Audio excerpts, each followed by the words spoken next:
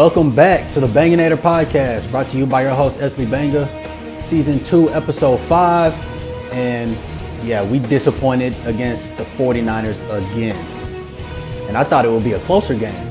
I thought it would be a close game. I did predict that we would lose, but I didn't think we would lose like that. 42-10. Come on, boys. Come on. We need to be better. I'm going to jump right into this. Dak Prescott. 14-24, 153 yards, 1 touchdown, 3 interceptions.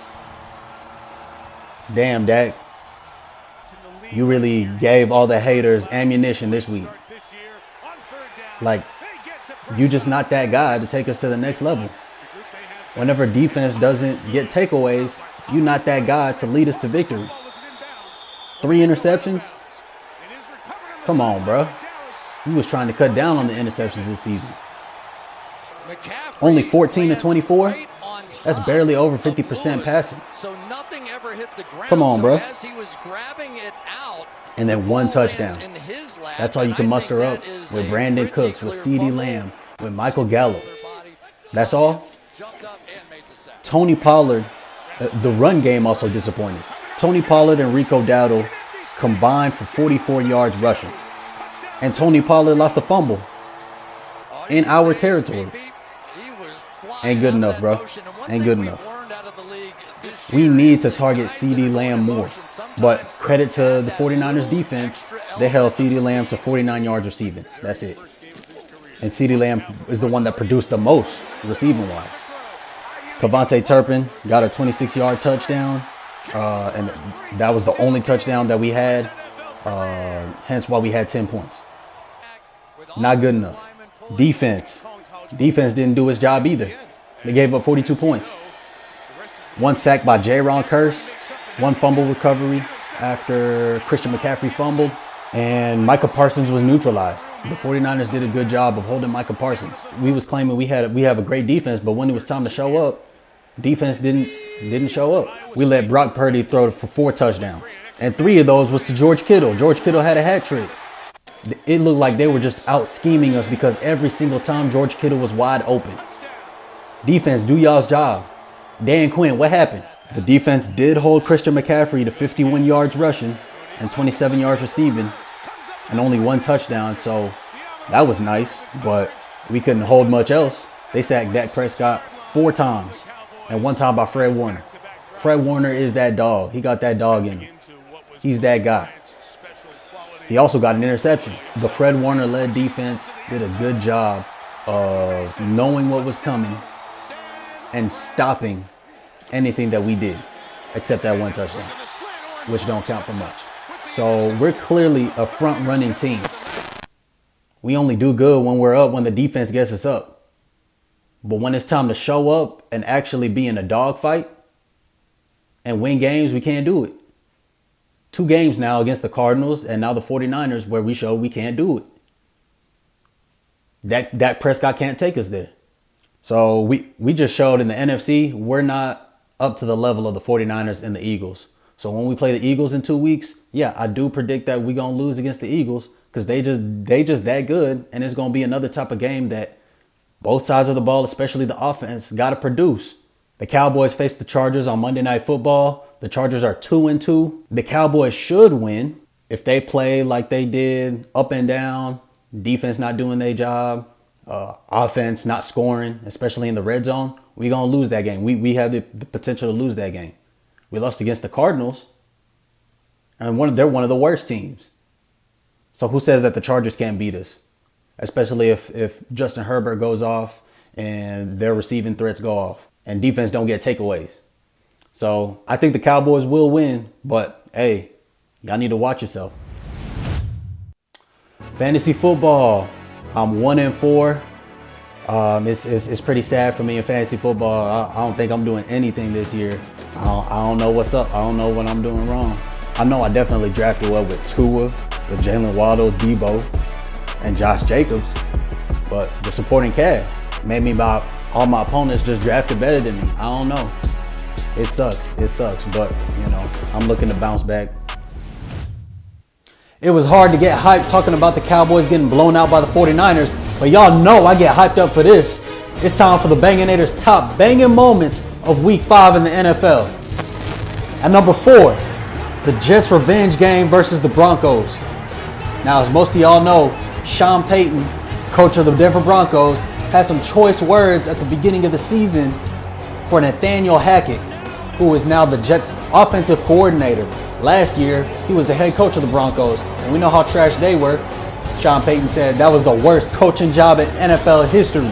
Come Sunday, Jets said, I bet, coach, we got your back. We gonna get this dub for you. Hey, they took care of business. The Jets beat the Broncos 31-21, and Broncos only won one game so far. So yeah, it ain't looking too good for you, Sean Payton. At number 3, we got the Saints blowing out the New England Patriots 34-0. That's 2 weeks now, 2 weeks in a row for the Patriots that they've been blown out. Bill Belichick, I don't know what's up with you. Ever since Tom Brady left, you looking real mediocre right now. And Saints, they 3-2. They looking good with Derek Carr as their starting quarterback and all the weapons they got. Chris Olave, Shaheed, Tyrann Mathieu getting the pick 6. Belichick, I think you on a hot seat now. All right, at number 2, I hate to say it, but George Kittle getting 3 touchdowns on Sunday Night Football, prime time, against the Dallas Cowboys. And every single time that he caught a touchdown, it was wide open. Now, I don't know if it's just bad scheme by the Cowboys or George Kittle just getting open like that, but nonetheless, he got a hat trick. I got to give it to him. And at number 1, I got Bijan Robinson's amazing touchdown. This dude is something else. And I've been knew this. Die-hard Texas fan. He did big things at Texas, and now he's doing big things in the NFL for the Falcons. Dude literally caught the ball one-handed on his side and bobbled it behind his back, was able to bring it around and get control of it with only one arm, juke somebody out their shoes, and still get into the end zone untouched. That is crazy. And that wraps up the Banganator's top banging moments of Week 5. The Jets' revenge game against the Broncos. The Saints blowing out the Patriots. George Kittle's hat trick against the Cowboys. And Bijan Robinson's amazing crossover touchdowns. Let me know if y'all agree or if y'all would change anything on the list. Texas versus Oklahoma. The Red River Rivalry. Or Red River Shootout. Whatever you want to call it. It lived up to the hype this year. Red River Rivalry 2023 at the Cotton Bowl, State Fair surrounding it. It lived up to the hype. But we lost 34-30. Hey, I'm going to give it to them. Even though a lot of Oklahoma fans on Twitter, they making it seem like it's their Super Bowl, like it's their national championship. But hey, it was a good game. In the end, we came out on the bottom. Texas didn't play good in the first half, but in the second half, we bounced back. Quinn Ewers was looking like his old self. But damn, Dylan Gabriel, OU's quarterback, bro, I didn't know you had it in you like that. And OU's defense, I wasn't expecting them to shut us down for the most part in the first half. I wasn't expecting them to do that, to literally lock our offense up, get turnovers. Quinn Ewers went 31 of 37, 346 yards, 1 touchdown, 2 interceptions. And those 2 interceptions really did bite us in the ass. One of those interceptions was the first drive of the game, and it sucked because they scored first, and then we were already playing from behind. And that really got OU's team pumped up. Jonathan Brooks, 129 rushing yards, 1 touchdown. I'm not expecting Jonathan Brooks to rush for 200 yards every game, but he still did a good job. I was expecting more touchdowns, but OU wasn't allowing that. Jordan Whittington, 115 receiving yards. Xavier Worthy, 108 receiving yards. And that's good work right there. Like I said, in the second half, Quinn Ewers was throwing that ball. That's how he got 346 yards. The defense had a sack, and at the beginning of the game, they even blocked a punt for a touchdown. And that's the point of the game where it was really crazy because they had a turnover, they scored, we had a turnover, we scored, and you could tell from then we were in for a show. It just sucked that the last drive of the game, we committed that defensive pass interference and then gave up the game-winning touchdown.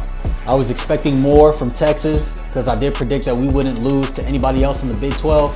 Clearly, I was wrong. But hopefully, we'll see them again though in the Big 12 championship game, because I think we'll bounce back against Houston in 2 weeks because we got a bye week this week. I hope that they're there in the Big 12 championship game so that we can kick their ass and get revenge and get to the college football playoffs. Hook 'em. The Texas Rangers. True, this week, screw saying, how about them Cowboys? How about them Rangers? We swept the Baltimore Orioles in the American League Divisional Series. Swept them. And it wasn't particularly close. The closest it got was game 1 when we won 3-2. So we're officially moving on to the American League Championship Series, and we facing the Astros. Now, I'm going to talk about the Astros in a second. In game 1, the Rangers won 3-2 with Josh Young hitting a home run. In game 2, Mitch Garver hit a home run in the 3rd inning, and we went up by a lot. We had 11 runs, and they almost caught up. The Orioles almost caught up, but the game ended 11-8. We took game 2 in Baltimore. Game 3 in Arlington. I was at Texas Live right next to the stadium. Corey Seager started off the game with a home run. I was hyped. We ended up going up 3-0. And then Adolis Garcia, El Bombi, he hit a home run and it ended up 6-0. At that point, I was like, yeah, bro, we winning this game. We sweeping. We are not freaking losing. We ended up winning 7-1, and it wasn't even close. Straight sweep. And I'm surprised that the Rangers sweep the first 2 series of the playoffs. Now, we do go up against the Astros, the hated Astros. They still cheaters in my book. But even though they're cheaters, ain't no denying that they're skilled and they're about that. They like that for real. This is their 7th straight championship series appearance, and they're the defending champs. I was rooting against them last year, but they won the World Series last year. It's going to be tough. We are not sweeping them in the ALCS. That ain't going to happen. But if we beat the Astros, ain't no doubt about it, we win in the World Series. But we got to get through the Astros first. So hopefully we can beat them. Anything can happen. Let's go, Rangers. Go and take it. Thanks for tuning in to the Banganator podcast. I hope y'all enjoyed this episode. Please like and subscribe on YouTube. Follow me at the Banganator podcast on Instagram and BanganatorPod_4 on Twitter X. Now, the Rangers, they got game 1 against the Astros on Sunday. Come on, let's get that dub, Rangers. And the Cowboys, Monday Night Football against the Chargers. I'm repping Micah Parsons. Hey, Micah, wreak havoc against the Chargers. Let's get that dub. How about them Cowboys? The Banganator podcast is brought to you by Esley Banga, diehard fan of the Dallas Cowboys since 1997. How about them Cowboys?